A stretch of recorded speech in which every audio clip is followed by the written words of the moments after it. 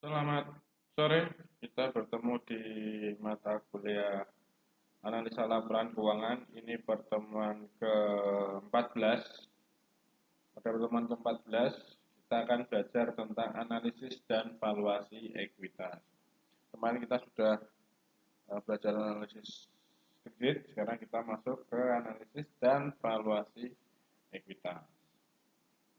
Nah, sebelumnya, materi sebelumnya kita sudah menguji return atau imbal hasil, serta ada juga analisis profitabilitas pada laporan keuangan. Pada materi ini melanjutkan analisis-analisis tersebut dengan mempertimbangkan persistensi, valuasi, dan perkiraan laba.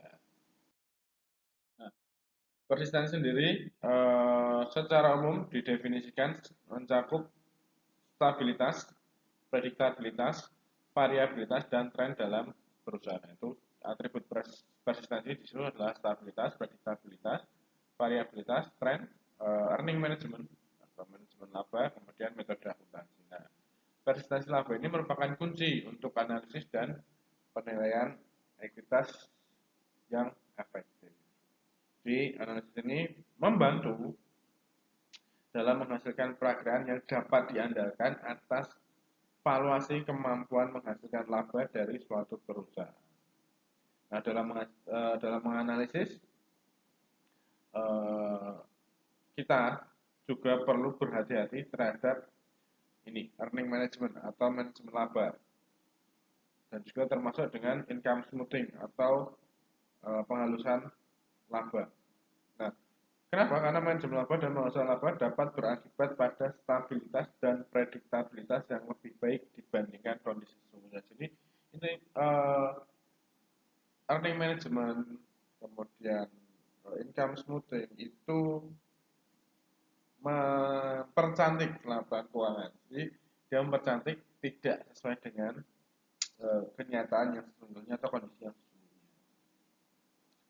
Nah, tapi kenapa perusahaan melakukan itu atau manajemen melakukan itu? Seringkali itu gunakan untuk menegaskan bahwa aktivitas tersebut dilakukan untuk menghilangkan distorsi atau kejanggalan dari hasil operasi.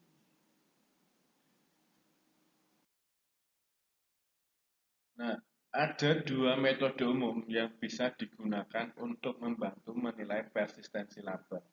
Yang pertama adalah recasting atau penyusunan atau menyusun kembali laporan laba rugi.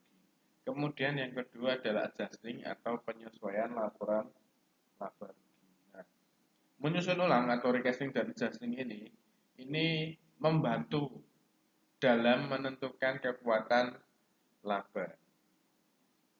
Dan dia juga bertujuan untuk mengidentifikasi elemen-elemen yang dimasukkan dalam laba saat ini yang seharusnya lebih tepat dimasukkan pada hasil operasi periode-periode.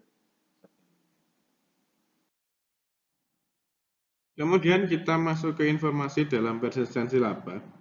Nah, analisis hasil operasi untuk penyusunan ulang atau recasting dan adjusting membutuhkan informasi yang dapat diandalkan dan relevan. Nah, sumber informasinya adalah yang pertama, laporan laba rugi yang mencakup komponen satu, pendapatan dari operasi yang dilanjutkan, kedua, pendapatan dari operasi yang tidak dilanjutkan, keuntungan dan kerugian luar biasa, dan dampak kumulatif dari perubahan prinsip-prinsip akuntansi. Kemudian ada juga laporan keuangan lainnya dan catatan atas laporan keuangan. Kemudian ada juga diskusi dan analisis manajemen. Nah, yang terakhir adalah perubahan bauran produk, inovasi dan teknologi, pemogokan pekerja, dan hambatan terkait bahan baku. Nah, itu informasi yang relevan yang mencakup dan memengaruhi komparabilitas dan interpretasi laba. Jadi khusus yang terakhir ini terkait dengan perubahan bauran produk, inovasi dan teknologi, pemogokan pekerja, dan hambatan terkait bahan baku ini merupakan informasi tambahan yang relevan yang bisa memberikan pengaruh terhadap komparabilitas dan interpretasi laba.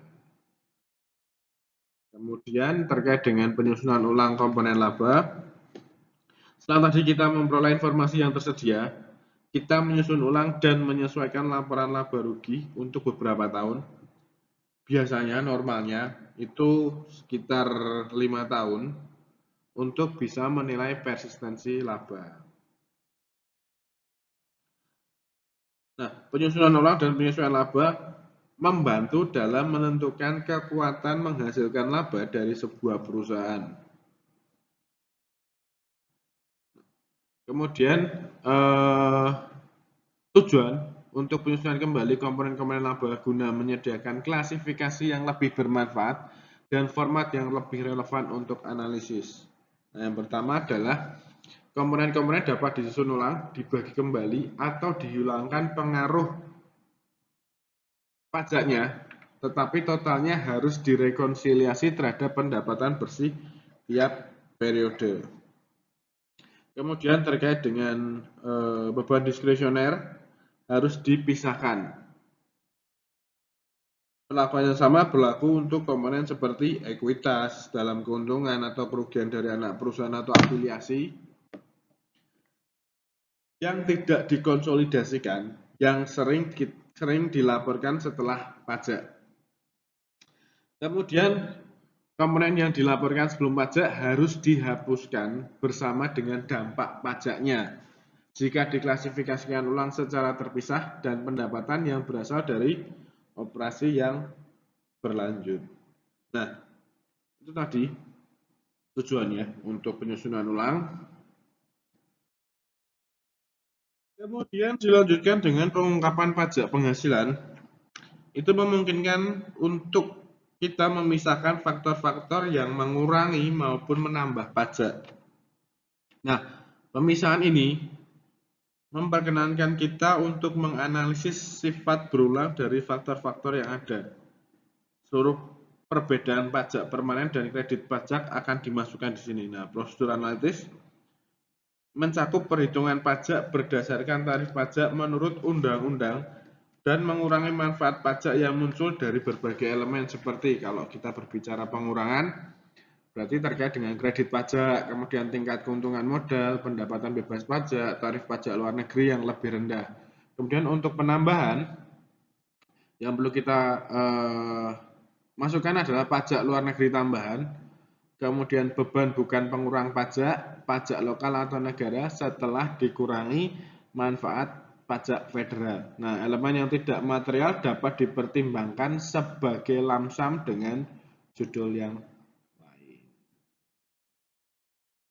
Nah, ini adalah contohnya dari laporan laba rugi yang tersusun ulang secara analisis. Ini adalah laporan laba rugi Campbell Soup. Nah, laporan ini dianotasikan dengan angka-angka kunci yang merujuk pada laporan keuangan Campbell dalam lampiran A di akhir bukunya si Subramanyam. Nanti kalian bisa buka sendiri. Nah, data keuangan sebelum tahun tersebut diambil dari laporan perusahaan yang diringkas pada bab khusus. Nah, ini adalah contohnya.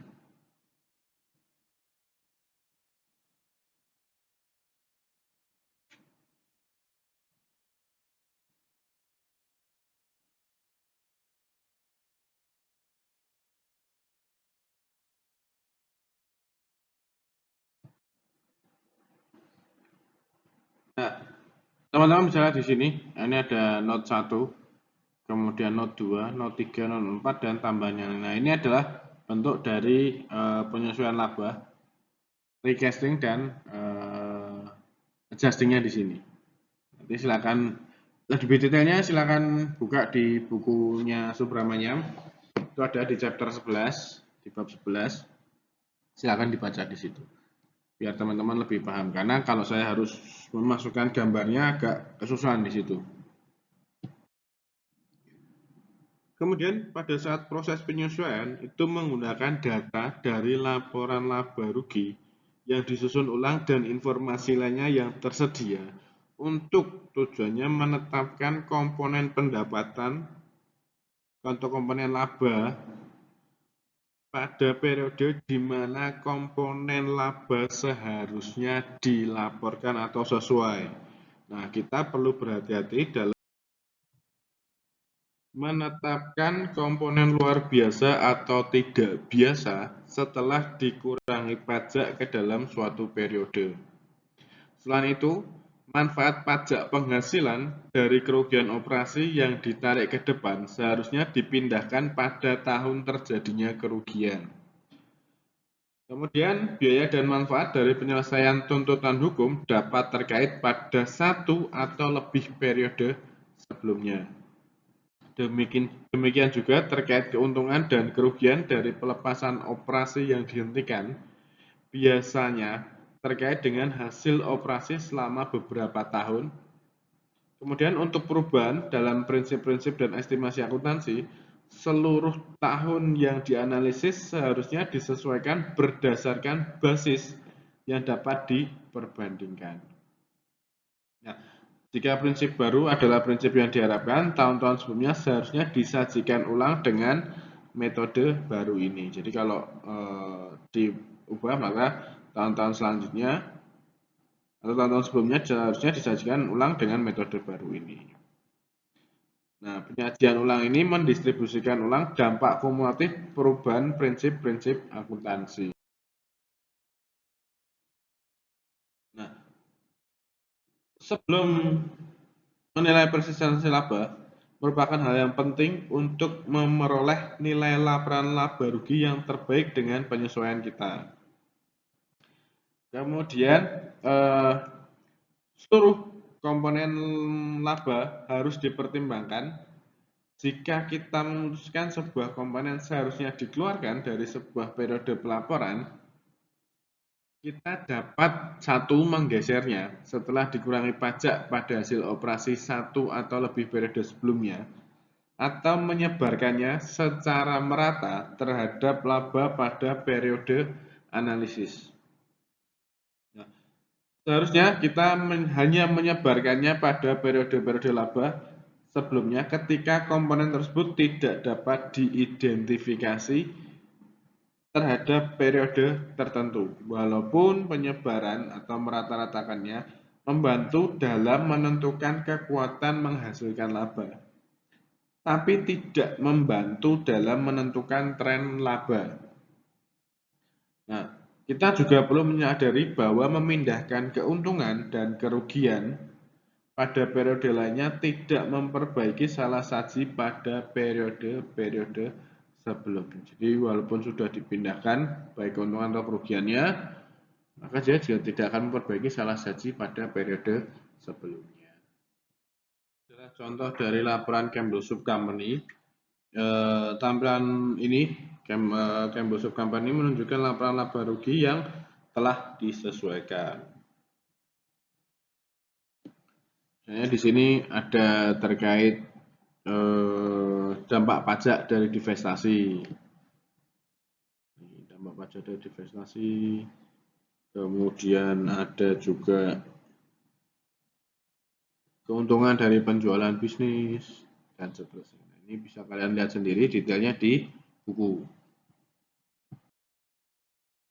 Setelah menyusun ulang dan menyelesaikan laba, analisis selanjutnya adalah berfokus dalam menentukan persistensi laba, di mana persistensi laba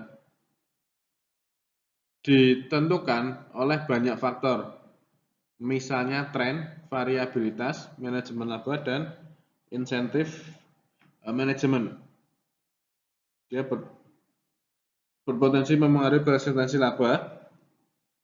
Dan kita juga perlu menilai persistensi laba terkait siklus bisnis maupun persistensi laba dalam jangka panjang. Laba yang mencerminkan tren pertumbuhan yang stabil itu sangat diinginkan, lebih diinginkan oleh pengguna laporan keuangan dan yang berkepentingan. Nah, kita dapat menilai tren laba menggunakan metode statistik atau trend statement atau laporan tren, di mana analisis tren atau trend statement ini menggunakan angka-angka yang terdapat pada laba yang diperoleh dari prosedur penyusunan ulang dan penyesuaian yang diilustrasikan pada tadi tampilan 11.2. Nah, teman-teman kalau mau lihat contoh dari laporan tren yang menggunakan data keuangan terpilih silahkan buka bukunya Subramanian, kemudian cek di tampilan KK.8 dan KK.9 di bab kasus komprehensif. Jadi di bagian bab terakhir ya, silahkan dilihat contohnya seperti apa. Nah, tren laba ini seringkali mengungkapkan petunjuk penting mengenai kinerja perusahaan saat ini dan di masa yang akan datang, termasuk siklus, kemudian growth-nya, terus daya tahannya seperti apa, serta kualitas manajemen itu sendiri. Nah, kita juga perlu waspada terhadap distorsi akuntansi yang mempengaruhi tren, khususnya terkait perubahan pada prinsip akuntansi dan dampak dari penggabungan bisnis, terutamanya pembelian. Nah, kita juga perlu membuat adjustment untuk perubahan ini. Kemungkinan salah satu motivasi utama dari manajemen laba adalah memengaruhi tren laba. Nah, kita akan bahas manajemen laba itu sendiri apa. Dimana biasanya praktek manajemen laba itu mengasumsikan tren laba merupakan hal penting untuk valuasi. Nah, terdapat beberapa persyaratan untuk memenuhi definisi sebagai manajemen laba atau earning management. Persyaratan ini penting karena akan membedakan manajemen laba dengan salah saji dan distorsi. Di mana manajemen laba itu menggunakan prinsip pelaporan akuntansi berterima umum untuk melaporkan hasil tertentu.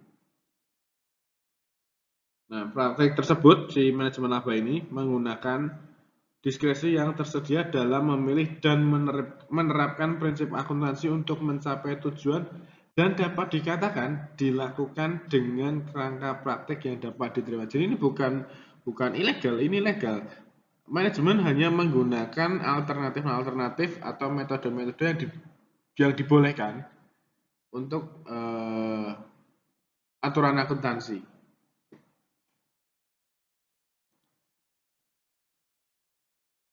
Jadi manajemen laba ini tidak mengaruhi transaksi aktual. Nah, biasanya itu menangguhkan pengeluaran pada periode berikutnya. Dan dia memengaruhi redistribusi atau kredit atau beban antar periode. Biasanya cuma mengaruhi antar berbeda catatan saja. Di periode depan dicatat periode sekarang atau periode sekarang dicatat periode depan.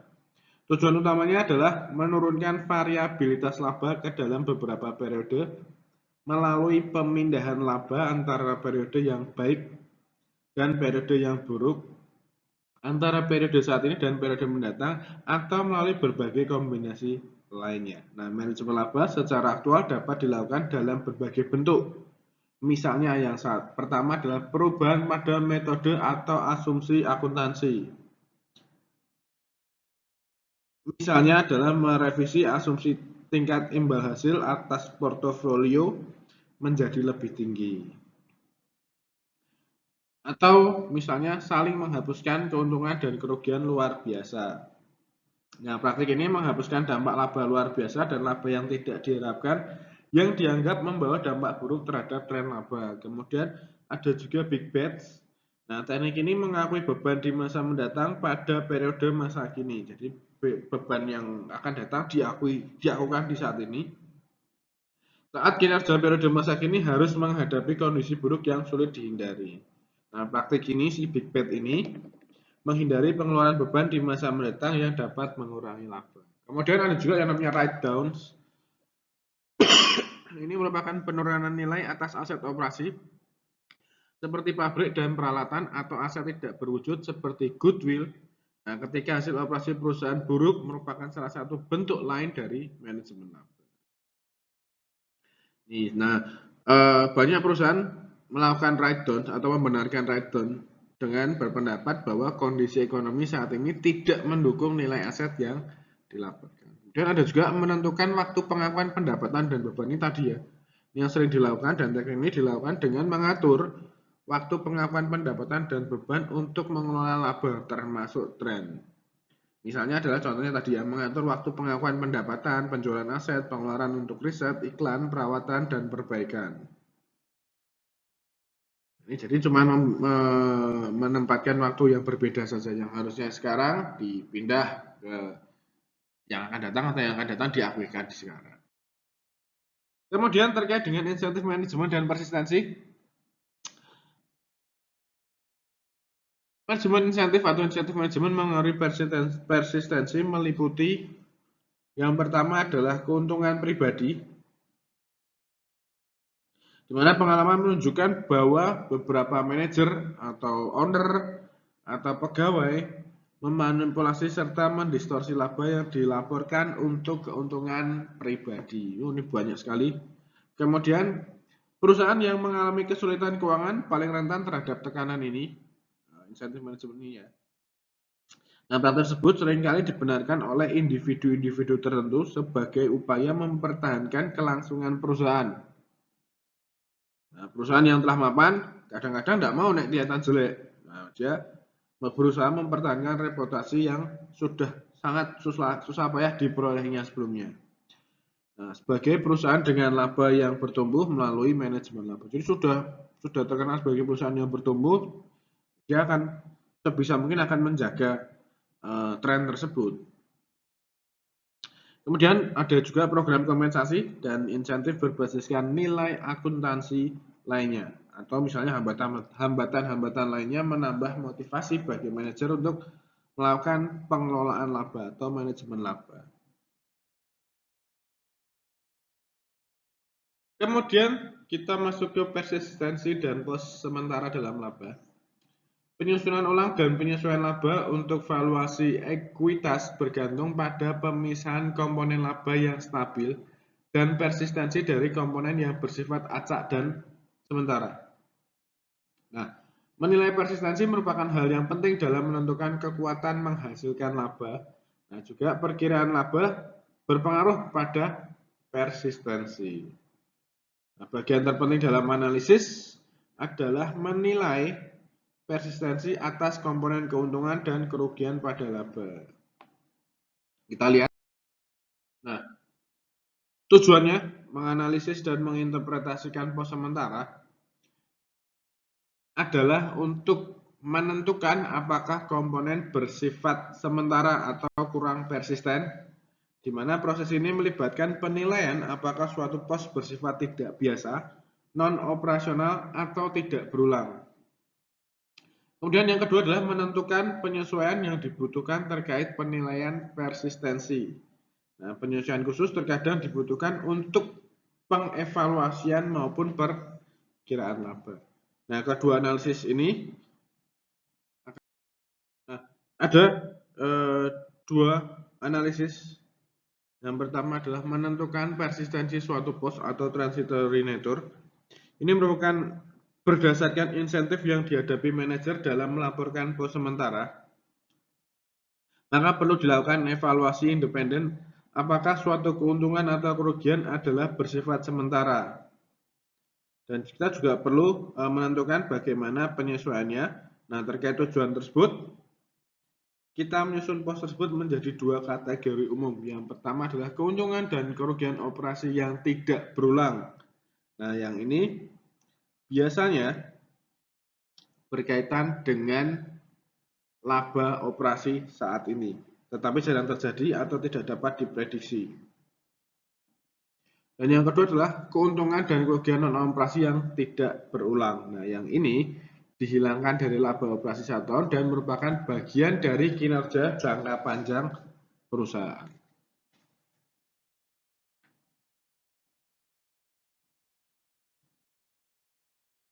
Nah, contohnya adalah misalnya yang terkait dengan keuntungan dan kerugian non-operasi yang tidak berulang, kerusakan fasilitas pabrik karena jatuhnya pesawat meskipun lokasi pabrik tidak di dekat bandara. Nah, atau contoh lainnya misalnya kerugian yang menimbulkan korban dan secara substansial tidak diasuransikan serta bukan merupakan risiko normal perusahaan. Itu maka disebutkan non operasi ya, yang tidak berulang, nggak mungkin berulang lagi atau mustahil untuk terulang kembali. Atau bisa juga pengambil alihan aset perusahaan oleh pemerintah asing atau kerusakan properti karena perang. Itu dari keuntungan atau kerugian non operasi yang tidak berulang. Kemudian yang kedua adalah penyesuaian terhadap pos luar biasa yang mencerminkan persistensi laba. Ini langkah kedua dalam menganalisis pos sementara adalah ini mempertimbangkan dampak terhadap sumber daya perusahaan dan evaluasi manajemen. Ada dua, yang pertama adalah dampak pos sementara terhadap sumber daya perusahaan, di mana setiap keuntungan dan kerugian sementara memiliki dampak ganda. Misalnya saat mengakui keuntungan, suatu perusahaan juga mencatat kenaikan dalam sumber daya. Jadi kalau keuntungannya naik berarti ada kenaikan di sumber dayanya. Demikian halnya dengan kerugian yang menghasilkan penurunan sumber daya. Oleh karena itu, imbal hasil atau return atas modal yang diinvestasikan mengukur hubungan laba bersih terhadap sumber daya, keuntungan, dan kerugian sementara memengaruhi pengukuran ini. Semakin besar pos sementaranya, semakin besar dampaknya terhadap pengembalian. Dan yang kedua adalah dampak pos sementara dalam evaluasi manajemen. Nah, salah satu implikasi yang sering dikaitkan dengan keuntungan dan kerugian sementara adalah kurang keterkaitannya dengan aktivitas usaha normal atau terencana. Maka biasanya pos ini jarang digunakan ketika mengevaluasi kinerja manajemen. Kemudian kita masuk ke evaluasi ekuitas berbasis laba. Evaluasi perusahaan merupakan tujuan penting bagi kebanyakan pengguna laporan keuangan, di mana estimasi nilai yang dapat diandalkan memungkinkan penggunanya untuk membuat keputusan untuk membeli, menjual, atau menahan terkait sekuritas, mengestimasi nilai perusahaan untuk keputusan kredit, mengestimasi nilai untuk kombinasi bisnis, menentukan harga penawaran saham perusahaan kepada publik atau IPO, dan berbagai aplikasi yang berguna lainnya. Nah, yang pertama kita gunakan adalah hubungan antara harga saham dan data akuntansi. Sebelumnya deskripsi sederhana atas valuasi ekuitas perusahaan biasanya bergantung pada metode diskonto arus kas atau discounted cash flow, di mana menurut DCF nilai ekuitas suatu perusahaan dihitung berdasarkan perkiraan arus kas yang tersedia bagi investor ekuitas. Nah, kita masuk ke hubungan antara harga saham dan data akuntansi. Rumusnya adalah seperti yang tertambah di situ, di mana VT itu merupakan equity value, value-nya ya, value, equity value, VT, kemudian book value, ada juga residual income dan cost of equity capital atau biaya modal. Nah, model ini secara langsung menunjukkan pentingnya profitabilitas di masa mendatang dalam mengestimasi nilai suatu perusahaan dengan menggunakan estimasi laba bersih dan nilai buku di masa mendatang. Maka ada nilai ekuitas dan juga nilai buku. Maka pertanyaannya adalah apakah potensi manipulasi pada data akuntansi memengaruhi keakuratan estimasi berbasis akuntansi atau perkiraan atas nilai perusahaan? Itu yang perlu kita lihat bersama. Bisa ya dan juga bisa tidak, tergantung dengan data yang dicantumkan. Kemudian terdapat juga yang namanya berbagai valuasi dasar. Ini ada beberapa ukuran yang bisa digunakan untuk menilai. Yang paling banyak digunakan biasanya adalah rasio harga terhadap nilai buku atau price to book ratio. Ini paling banyak digunakan, dan juga rasio harga terhadap laba atau price to earning ratio. Nah, pengguna seringkali membuat keputusan investasi berdasarkan nilai terobservasi atas kedua rasio ini. Jadi biasanya ini seringkali digunakan P2B dan PE. Nah, yang pertama akan kita bahas adalah price to book ratio. Rumusnya adalah nilai pasar ekuitas dibagi nilai buku ekuitas. Nah, dengan mengganti persamaan berbasis akuntansi untuk nilai ekuitas pada pembilang, rasio price to book dapat dinyatakan dalam data akuntansi sebagai berikut. Jadi nilai ekuitas dibagi book value sama dengan 1 plus ROCE T plus 1 min K, ya, dan itulah kalian bisa lihat rumusnya di situ, di mana persamaan ini menghasilkan beberapa masukan penting, di mana jika ROCE dan atau pertumbuhan nilai buku di masa mendatang meningkat, maka rasio price to book juga akan meningkat. Tapi saat biaya atau risiko dari modal ekuitas K-nya meningkat, rasio price to book akan turun. Nah, perhatikan bahwa rasio price to book tidak sama dengan 1 saat pasar mengekspektasikan laba residual baik positif maupun negatif di masa mendatang. Jika nilai sekarang dari laba residu di masa mendatang adalah positif atau negatif, rasio PB lebih besar atau lebih kecil dari 1. Kemudian yang kedua adalah price to earning ratio. Nah, ini rumusnya adalah harga pasar ekuitas dibagi laba neto. Beda ya tadi ya, kalau yang price to book adalah dibagi buku, nilai buku, yang ini dibagi laba neto. Itu rumusnya. Nah, price to earning ratio juga dapat ditulis sebagai fungsi pertumbuhan jangka pendek atau short term growth dan pertumbuhan jangka panjang atau long term growth. Ini menurut Olson dan Zuttner-Norod tahun 2000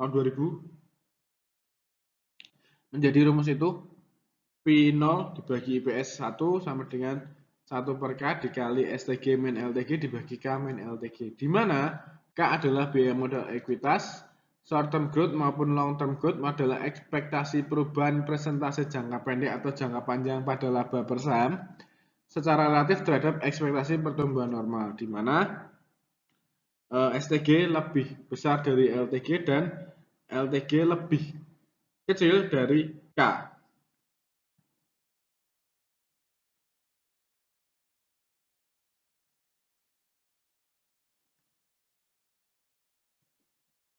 Nah, persamaan ini menghasilkan dua masukan penting, di mana rasio PE memiliki hubungan terbalik atau inversely terhadap biaya modal, yakni semakin rendah atau tinggi rasio PE maka biaya modal kita semakin tinggi. Jadi kalau semakin rendah rasio PE maka biaya modalnya akan semakin tinggi, sedangkan kalau semakin tinggi biaya PE maka semakin tinggi biaya modal. Jadi kalau rasio PE-nya rendah, biaya modalnya tinggi. Kalau rasio PE-nya tinggi, biaya modalnya rendah. Dan yang kedua adalah rasio PE memiliki hubungan positif dengan ekspektasi pertumbuhan laba per saham secara relatif terhadap pertumbuhan normal.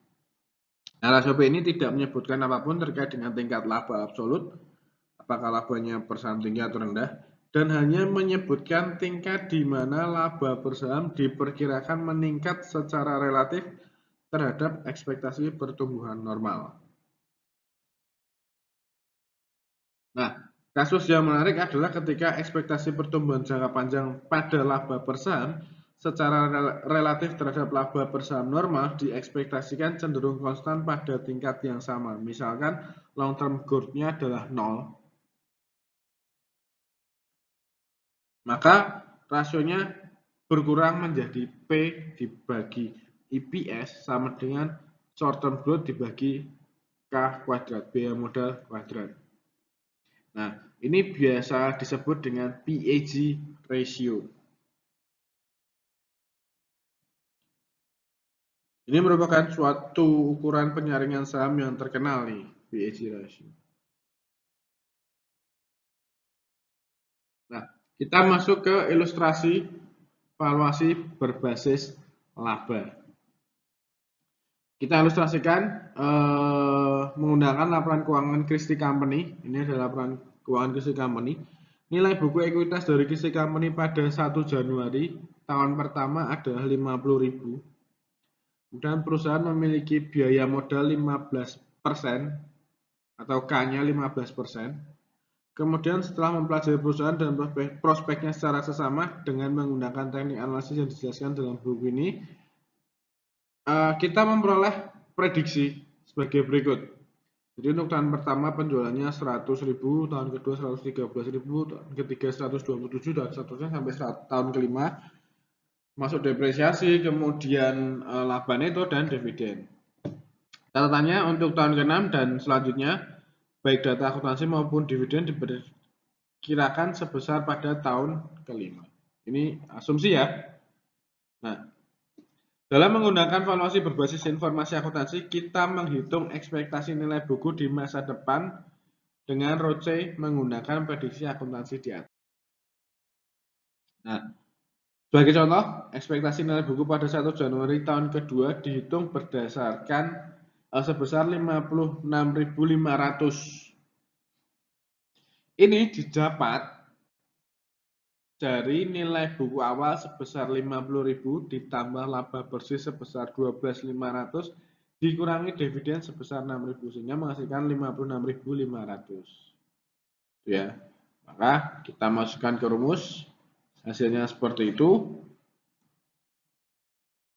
Sehingga valuasi berbasis informasi akuntansi dari Christie seharusnya dijual pada rasio PB sebesar 1,17 atau 58.594 dibagi 50.000 pada 1 Januari tahun pertama. Nah, sejauh ekspektasi partisipan dalam pasar saham berbeda dengan nilai yang tersirat dalam model valuasi, maka rasio price to book dengan menggunakan harga saham aktual tidak akan sama dengan 1,17.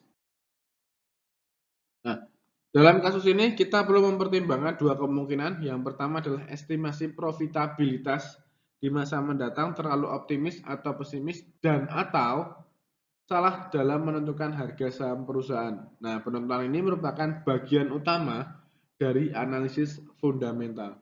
Ada 3 observasi tambahan terkait dengan ilustrasi di atas.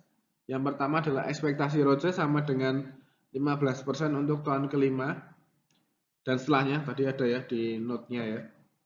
Nah, return sebesar 15% ini sama dengan biaya modal Christie Company untuk tahun-tahun tersebut. Oleh karena ROCE sama dengan biaya modal, hasil tahun ini tidak mengubah nilai Christie Company, yaitu laba residual sama dengan 0 untuk tahun tersebut. Asumsi bahwa ROCE secara bertahap akan mendekati biaya modal berasal dari ekonomi dasar, yaitu jika perusahaan dalam suatu industri dapat menghasilkan ROCE yang melebihi biaya modal, perusahaan lain akan masuk ke dalam industri dan mendorong laba residu menjadi 0. Nah, dampak persaingan yang diantisipasi terlihat secara implisit pada estimasi profitabilitas di masa mendatang. Dan yang kedua adalah oleh karena rasio PE didasarkan pada laba sekarang dan masa mendatang, rasio price to earning Christie Company pada 1 Januari tahun pertama tidak dapat dihitung karena data untuk tahun-tahun sebelumnya tidak tersedia. Kita dapat menghitung rasio price to earning pada 1 Januari tahun kedua. Rasio ini bisa dihitung menggunakan rumus yang tadi sudah disampaikan sehingga menghasilkan nilai 4,91. Kemudian estimasi valuasi mengasumsikan pembayaran dividen terjadi pada setiap akhir tahun. Nah, asumsi yang lebih realistis adalah secara rata arus kas keluar terjadi pada pertengahan hingga akhir tahun dalam menyesuaikan estimasi valuasi untuk diskonto tengah tahun. Kita mengalihkan nilai sekarang dari laba residual di masa depan dengan 1 plus K dibagi 2 untuk Christie Company estimasi valuasi yang disesuaikan sama dengan 59.239 dolar. Angka ini dapat dari 50.000 ditambah 1 ditambah dalam kurung 1 ditambah 15 dibagi 2 dikali 8.594. Kemudian kita masuk ke kekuatan laba atau earning power dan perkiraan untuk tujuan valuasi. Nah, kekuatan laba atau earning power ini merujuk pada tingkat laba suatu perusahaan yang diperkirakan akan berlanjut di masa mendatang atau di masa depan. Nah, dengan sedikit pengecualian, kekuatan laba dianggap sebagai faktor utama dalam valuasi perusahaan. Nah, model valuasi berbasis informasi akuntansi memasukkan kapitalisasi kekuatan laba di mana kapitalisasi mencakup penggunaan suatu faktor atau pengali yang mencerminkan biaya modal dan ekspektasi risiko maupun imbal hasil di masa mendatang. Nah, kebanyakan analisis atas laba dan laporan keuangan ditujukan untuk menentukan kekuatan laba. Nah, untuk mengukur earning power atau kekuatan laba,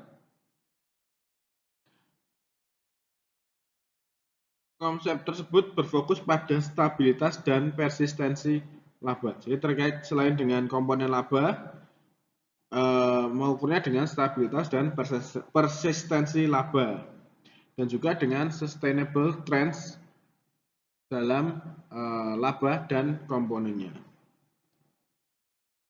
Nah, untuk perhitungan kekuatan laba atau earning power ini membutuhkan pengetahuan, pertimbangan, pengalaman, dan sudut pandang, di mana laba merupakan ukuran yang paling andal dan relevan untuk tujuan valuasi.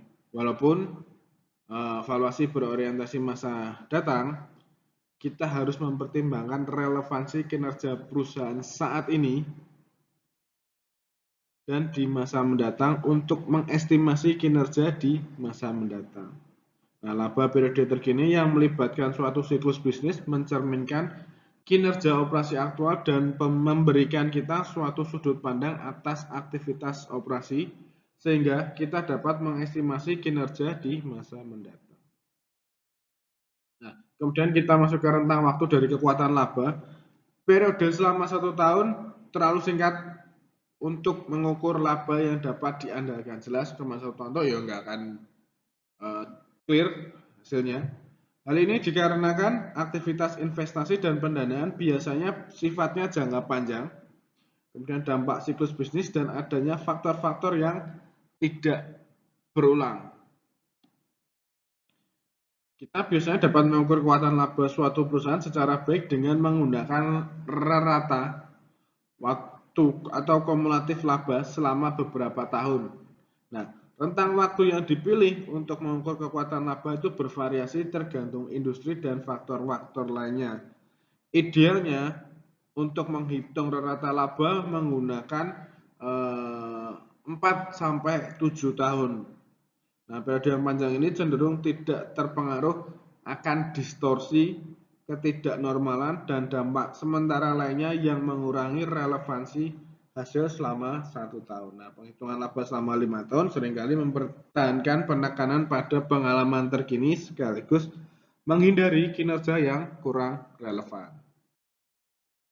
Kemudian terkait dengan menyesuaikan laba per saham, kekuatan laba diukur menggunakan seluruh komponen laba.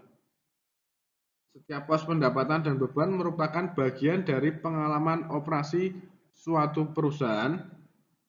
Masalahnya adalah pada tahun keberapa kita akan memasukkan pos tersebut ketika menghitung kekuatan laba. Dalam kasus tertentu, analisis laba memungkinkan terbatas pada rentang waktu singkat. Nah, kita menyesuaikan serangkaian laba jangka pendek untuk pos-pos yang lebih cocok berkaitan dengan periode lainnya. Jika hal ini dilakukan dengan basis per saham, setiap pos harus disesuaikan pengaruh pajaknya dengan menggunakan tarif pajak efektif perusahaan kecuali tarif pajak yang berlaku ditentukan. Semua item juga harus dibagi dengan jumlah bagian yang digunakan dalam menghitung earning per share. Ini adalah contoh dari penyesuaian laba per saham. Itu ada di situ dampak laba per saham dan ditambah dampak negatif pada tahun kedua ini dan dikurangi dampak positif pada tahun pertama. Nah, ini adalah penyesuaian laba per saham. Kemudian kita masuk ke perkiraan laba. Bagian utama analisis laporan keuangan dan valuasi adalah perkiraan laba. Dari sudut pandang analitis, pengevaluasian tingkat laba berkaitan erat dengan perkiraan laba. Hal ini dikarenakan suatu perkiraan yang relevan atas laba mencakup analisis komponen laba dan penilaiannya di masa mendatang. Oleh karena itu, kebanyakan bagian dari diskusi sebelum-sebelumnya berguna untuk melakukan perkiraan laba. Nah, jadi perkiraan laba itu menggunakan seluruh informasi yang tersedia secara efektif termasuk laba periode sebelumnya. Nah, perkiraan juga mendapat manfaat dari disagregasi. Disaggregasi sendiri mencakup pengguna data berdasarkan produk atau segmen, di mana ini sangat berguna saat segmen-segmen ini memiliki risiko, profitabilitas, atau pertumbuhan yang berbeda. Nah, kita juga harus membedakan perkiraan dan ekstrapolasi, di mana ekstrapolasi ini biasanya mengasumsikan keberlanjutan tren dan memproyeksikan tren tersebut ke masa mendatang secara mekanis. Ini adalah contoh dari Techcom, divisional earning of Techcom. Ini dia menampilkan seberapa bedanya kinerja divisi itu dapat mengungkapkan bagaimana kinerja divisi yang benar-benar berbeda dapat ditutupi oleh hasil secara agregat. Nah, kita lihat di sini misalnya elektronik produk itu tahun 2003 1.800, tahun 2004 1.700, tahun 2005 1.500 dan 2006 1.200. Sehingga cenderung menurun untuk produk elektronik, sedangkan customer service-nya cenderung naik. Nah, tapi secara agregat tetap naik. Nah, itu bagaimana kinerja divisi yang berbeda dapat ditutupi oleh hasil secara agregat. Nah, kemudian terkait dengan elemen-elemen pada perkiraan laba, yang pertama adalah bukti saat ini dan masa lalu. Jadi, meskipun perkiraan laba bergantung pada prospek di masa mendatang, proses perkiraan juga tetap akan bergantung pada bukti saat ini dan masa lampau, di mana kita bisa memperkirakan kondisi di masa mendatang berdasarkan bukti ini. Nah, analisis harus menilai keberlanjutan dan momentum kinerja perusahaan termasuk industrinya, tetapi hal itu seharusnya dimasukkan ke dalam sudut pandang perkiraan, jadi terkait dengan kewajaran perkiraan. Kemudian kita tidak boleh mencampur adukan kinerja perusahaan di masa lampau dengan masa mendatang dan ketidakpastian perkiraan. Kita juga harus ingat bahwa laba adalah total pendapatan dikurangi total beban, dan perkiraan laba mencerminkan komponen ini, di mana perubahan yang relatif kecil pada suatu komponen dapat menyebabkan perubahan besar pada laba. Elemen lainnya dalam perkiraan laba adalah pengecekan kewajaran perkiraan. Kita seringkali menggunakan return atau modal yang diinvestasikan untuk tujuan ini. Jika perkiraan laba menghasilkan imbal hasil yang sangat berbeda dengan imbal hasil yang terrealisasi di masa lampau atau dari imbal hasil industri, kita harus menilai kembali perkiraan dan prosesnya. Jadi kalau misalnya bedanya sangat jauh, ya harus dinilai kembali perkiraan dan prosesnya. Perbedaan pada imbal hasil perkiraan dengan yang sewajarnya harus dijelaskan. Mana imbal hasil atas modal yang diinvestasikan tergantung pada laba, di mana laba merupakan produk dari kualitas manajemen dan manajemen aset. Nah, kemudian terkait dengan kondisi keuangan suatu perusahaan merupakan elemen lainnya dalam perkiraan laba. Saat terjadinya likuiditas yang kurang, dapat membatasi manajemen yang sukses dan struktur pemodalan yang berisiko dapat membatasi tindakan manajemen. Nah, kemudian terkait dengan laporan interim, penilaian kekuatan laba dan perkiraan laba dari suatu perusahaan yang bergantung pada estimasi kondisi di masa mendatang perlu diverifikasi. Analisis kita harus secara berkelanjutan mengawasi kinerja perusahaan dan membandingkannya dengan perkiraan dan asumsi terkini. Tapi agak susah karena laporan keuangan itu kan hanya 1 tahun sekali. Nah, maka perlu secara berkala dilakukan revisi dengan mempertimbangkan kondisi bisnis terkini. Maka laporan interim bisa mengakomodir itu karena biasanya laporan interim itu dibuat kurang dari 1 tahun. Bisa kuartalan atau setengah tahunan, tapi biasanya normalnya di kuartalan. Nah, laporan ini berguna dalam merevisi estimasi kekuatan laba dan perkiraan laba. Namun perlu disadari bahwa laporan interim ini memiliki keterbatasan dalam pelaporan